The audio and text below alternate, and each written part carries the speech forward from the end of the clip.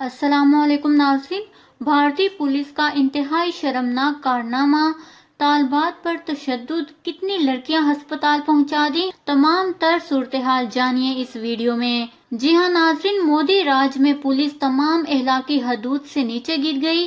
Delhi police نے متنازع شہریت قانون کے خلاف احتجاج کرنے والی طالبات پر زیادتی اور تشدد کرنا شروع کر دیا۔ پولیس تشدد سے 10 طالبات زخمی ہو گئیں، جنہیں طبی امداد کے لیے ہسپتال منتقل کیا گیا، لیکن حالت نازک ہونے کے باعث انہیں الشفا ہسپتال منتقل کرنا پڑ گیا۔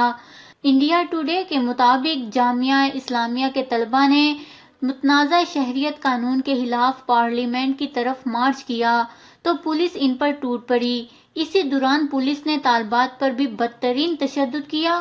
پولیس تشدد سے زخمی ہونے والی طالبات کو جامعہ کے ہیلتھ سینٹر میں داخل کیا گیا، لیکن 10 طالبات کے نازک حصوں پر تشدد کے باعث ان کی حالت نازک تھی۔